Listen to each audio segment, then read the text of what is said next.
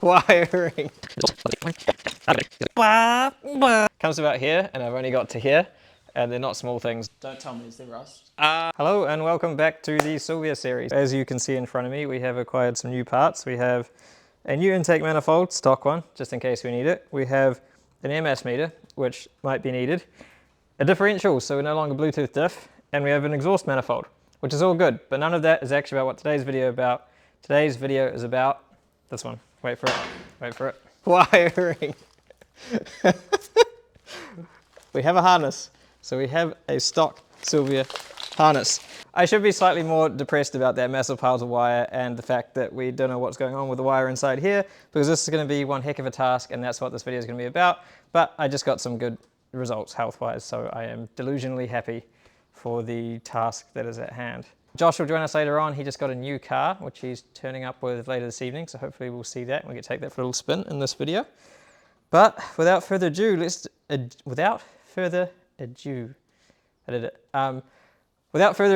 dive into this. Look how light these things are for rollers. Look at this. Just hang on it, and off it goes. And these tires are like maybe got 5 psi in them. They're real flat, and yet this is just such a light body. It's insane. Whoever made this custom seat bracket on the factory rails for these blue seats, and put the seat mounting plate so close to the bolt that only a spanner fits on it. Why?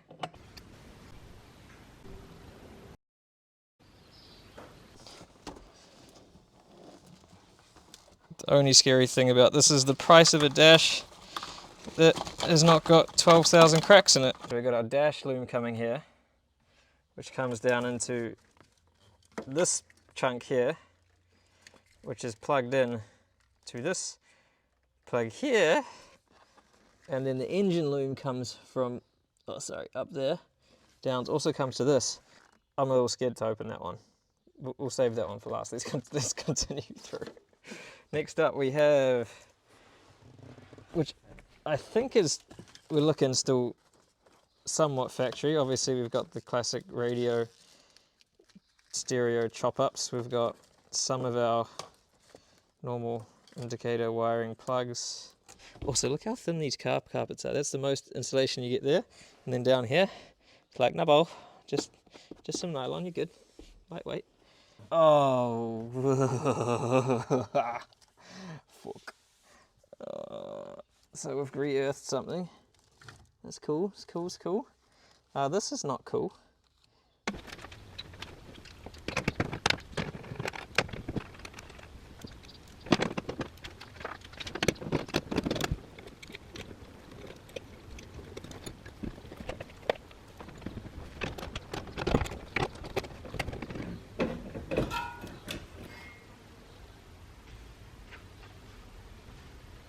This bit's a little scary. Really should get the interior trim tool, but whew. Nice. Can you go 2 for 2? What?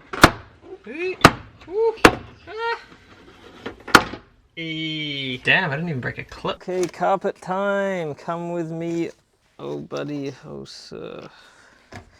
Let's go.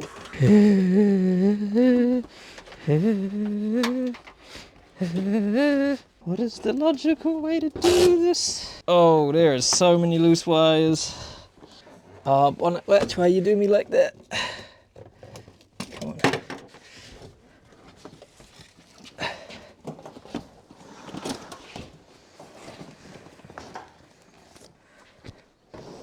Door sensor, passenger. Seatbelt sensor. What this thing done? A seatbelt? Oh, it does have seatbelt sensors. Wow. Fancy. Rear left door. Well, I don't think we have a rear left door, guys.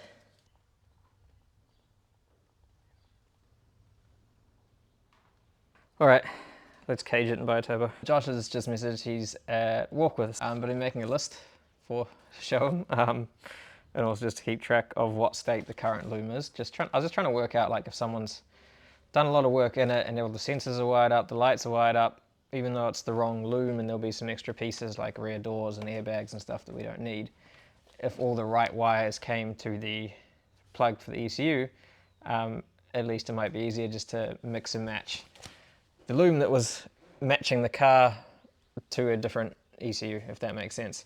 But just going through it, I don't think that's going to be the case. This is a list of comes about here, and I've only got to here, and they're not small things like for example, the fuel pump, the wiring for this loom is just cut and sits next to it, and it doesn't match the wiring from the original loom. Same with the brake, all the lights in the boot, you've just got the loom coming down there, which is cut, and then a random loom coming into the boot, which doesn't actually match. The brake light points don't match. The seatbelt sensors, the door sensors haven't been wired in, and from what it looks like, what the car has and what the loom has doesn't match, so it's going to be having to mix and match there, and then mix and match at the ECU, which just kind of sounds like a big waste of time. Door wires are cut, and I'm yet to dive into that big bit over there to see what was done by the ECU. I was writing down more stuff, but we're just going to scrap this loom because following this side of it that comes through the dash for the engine, fuel injector plug matches, MAF sensor different, vacuum block different, ABS different, but overall everything up here is not really enough of a match to justify trying to carry on with the rest of it. So I think it is just pull everything that was done here out, and then after that it is time to dig into this other loom and play fake car, plug it into the engine and see what we have, what we don't have, and what looks like it'll match the car.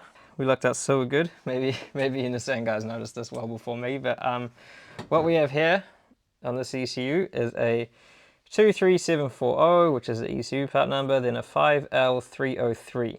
And looking that up in a quick search, we have a ECU from a Laurel, which I'm guessing is where the wiring harness came in now with the 4 doors and the wiring loom, which makes sense. It is for an RB. It's for a very exciting RB. It's for a RB, what was it? RB20DE Auto.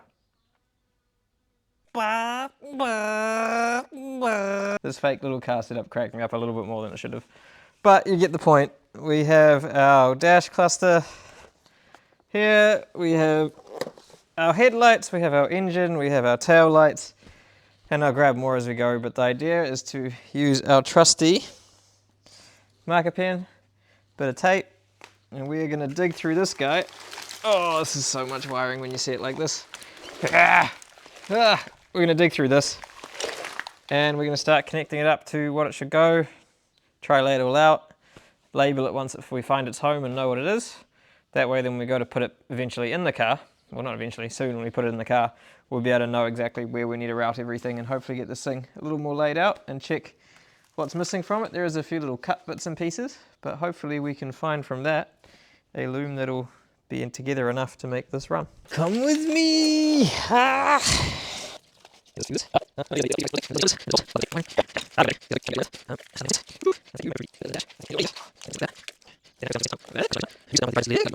Injectors, ham sensor, and then nope. This is Josh's new car. Check it out. Yikes. Replacing the Swift. It's nice, and he bought us goodies. Check it out. Oh, these are way better than actually I thought. They are a bit more orange than I expected. Oh, but it's a bit dirty, but that'll clean up. Yeah. Nice. Nice. Cheap. Cheap. It's good. This thing's clean. What do you mean I was going to... I'm not going to crap on it. Damn, it looks so good. It's actually really tidy. I was expecting it to be a lot more beat up. Nice. We might have to do more videos on this. Don't look too closely. Yeah. It looks good on camera. Oh, yes. It's a 10-footer. How do I get my face out of it? You can't. You're stuck with it. We're going to film your face. So this is the fake car we set up.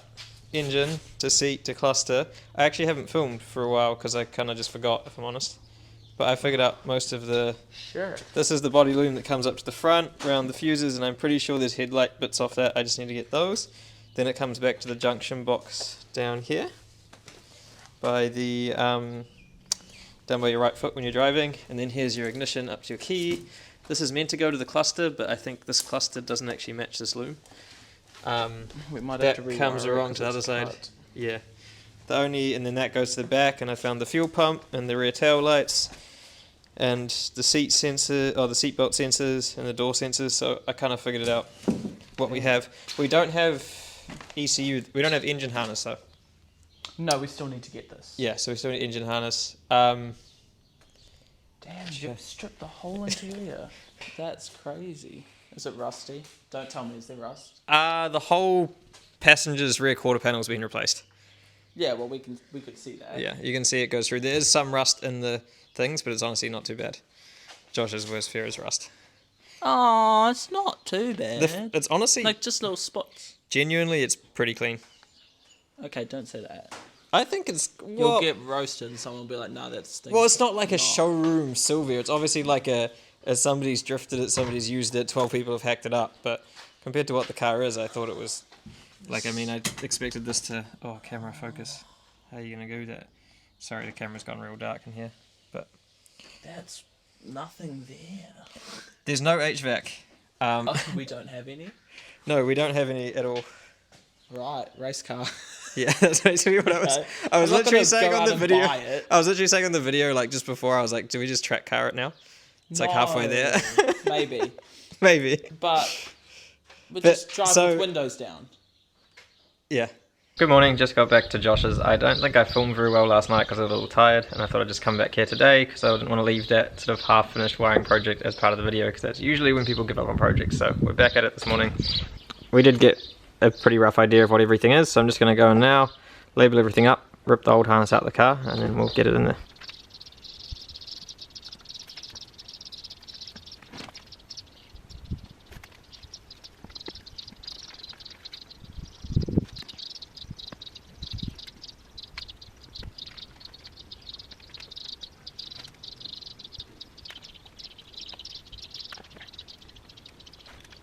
So as you can see, we've mainly marked it out now. We just got little things like rear tail light, boot loom. Anything that's been chopped has got a question mark, just till we work out why it's been chopped and if we can leave it chopped, and then we remember to also nicely cover it up rather than just leaving all these live wires all horribly chopped. But everything's pretty much more or less done out. And then the other thing I've done is anything like this where the loom has been modified and we've got like some thick wires going into shady stuff, I've left with 3 question marks just to work out what they've modified, and then we can get it back to how we want it.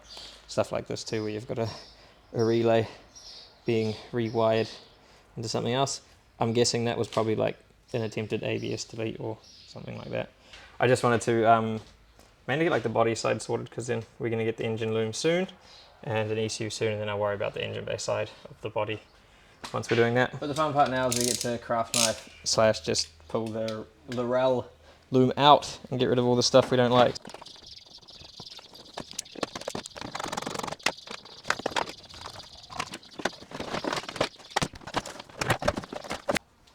Dangerous.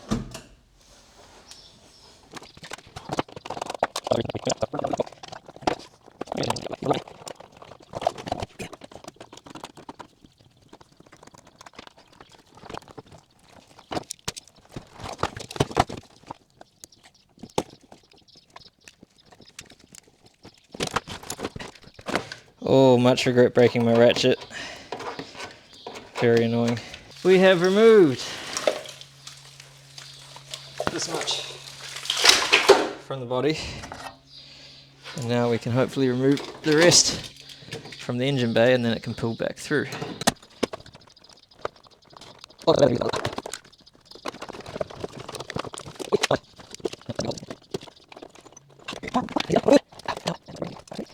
For some reason it stopped recording, but I got it out. I just pulled this bit through. So now engine loom from the front of the car's out, or bay loom, and then that's all the loom for the car inside the car itself. The only thing left to pull out is the engine loom that just does that, but there it goes down there, so it should just be an easy. But it's lunch break, so we go do that.